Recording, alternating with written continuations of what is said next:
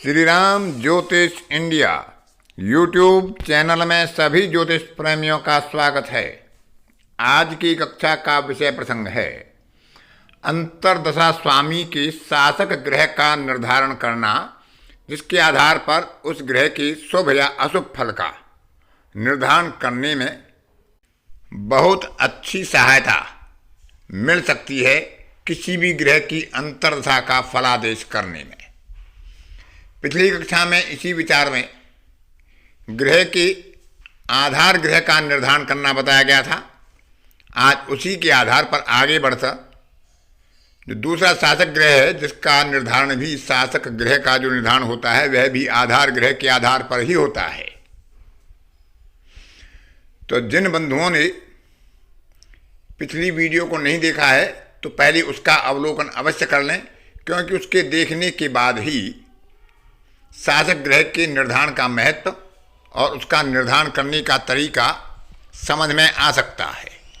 तो जिन्होंने वह कक्षा नहीं देखी है उसका अवलोकन कर लें और उसके बाद ही इस कक्षा को देखेंगे तो बेहतर तरीके से समझ पाएंगे। तो शासक ग्रह और आधार ग्रह दो ग्रह प्रमुख होते हैं।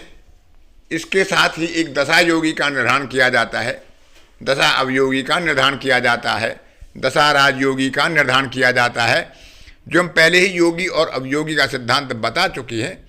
जो जन्मकालिक योगी और जन्मकालिक अवयोगी होते हैं, उन्हीं के आधार पर किसी भी दशा स्वामी के दशा योगी और दशा अवयोगी का और दशा राजयोगी का निर्धारण भी किया जाता है। उनके बारे में आगे विचार करेंगे। तो आज की कक्षा में अंतर्दशा स्वामी के शासक ग्रह का निर्धारण कैसे करें उस पर विचार करते हैं। तो इस निर्धारण में सबसे पहले हम ग्रह के नक्षत्र को देखते हैं। जन्म काल में ग्रह जिस नक्षत्र में विराजमान होता है उस ग्रह की गणना या उस ग्रह स्वामी की गणना हम अंतर्दशा स्वामी से करते हैं कि वह विंशोत्तरी क्रम में कितने क्रम आगे है। तो आधार ग्रह से उतने ही क्रम आगे हम पुनः गणना करते हैं, विंशोत्तरी क्रम से ही गणना करते हैं और जो ग्रह हमें प्राप्त होता है वही उसका शासक ग्रह होता है। उस शासक ग्रह की आधिपत्य, स्थिति और दृष्टि आदि के संबंध विचार करके ही अंतर्दशा स्वामी के शुभ या अशुभ फल का निर्धारण किया जाता है। आधार ग्रह उसके फल को प्रारंभ करने की एक स्थिति बताता है कि उस ग्रह के आरंभिक काल में कौन सा ग्रह प्रभाव देगा और किस ग्रह के आधार पर प्रभाव प्राप्त होगा। लेकिन शासक ग्रह से निर्धारित होता है कि उस ग्रह की दशा का प्रभाव किस क्षेत्र में किस तरह से शुभ या अशुभ फल के रूप में प्राप्त होगा।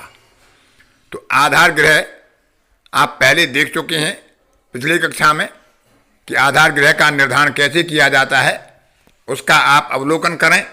उसके आधार पर फिर शासक ग्रह निकालने का जो सीधा और सरल सिद्धांत बताया है उसके आधार पर उसके शासक ग्रह का निर्धारण करें।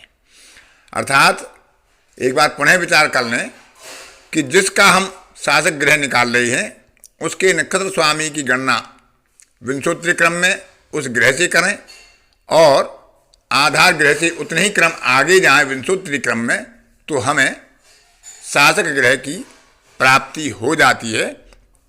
आगे एक चार्ट के आधार पर बड़ी सरलता से इसका साधन करने का विचार आपको उदाहरण के साथ बताएंगे।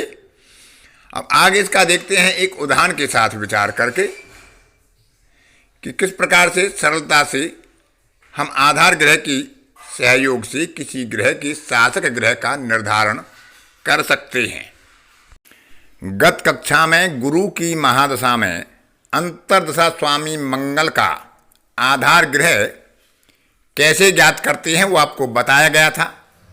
और पिछली कक्षा में जब आप देखेंगे जहां आधार ग्रह का निर्धारण किया गया था तो वहां आपको मालूम होगा कि मंगल ग्रह का जो आधार ग्रह वहाँ प्राप्त हुआ था वह शुक्र था। अब हम विचार करते हैं कि मंगल ग्रह किसके नक्षत्र में है। तो मंगल ग्रह पूर्वा फाल्गुनी नक्षत्र में है, जो स्वयं शुक्र का नक्षत्र है। और विंशोत्तरी क्रम में हम इसकी गणना करते हैं, मंगल से और शुक्र तक। तो मंगल, राहु, गुरु, शनि, बुध, केतु और शुक्र।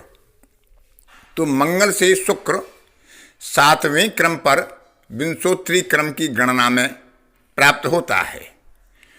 तो इसी क्रम में हम आगे बढ़ेंगे, शुक्र से 7 क्रम आगे जाएंगे विंशोत्तरी दशा क्रम में। तो शुक्र, सूर्य, चंद्रमा, मंगल, राहु, गुरु, शनि। तो शनि मंगल का शासक ग्रह होगा। शनि की स्थिति, आधिपत्य और दृष्टि के आधार पर हम गुरु में मंगल के अंतर में उसके प्रभाव को देख सकते हैं कि प्रभाव किस रूप में प्राप्त होगा। तो आगे की कक्षा में दशा योगी और दशा अवयोगी का निर्धारण कैसे करते हैं उस पर बताएंगे। पीछे आधार ग्रह का निर्धारण बताया गया। अतः आज की कक्षा में इतना ही। अगली कक्षा में फिर किसी नए विषय पर आपसे मुलाकात होगी। तब तक के लिए अपनी वाणी को विराम देता हूँ। धन्यवाद।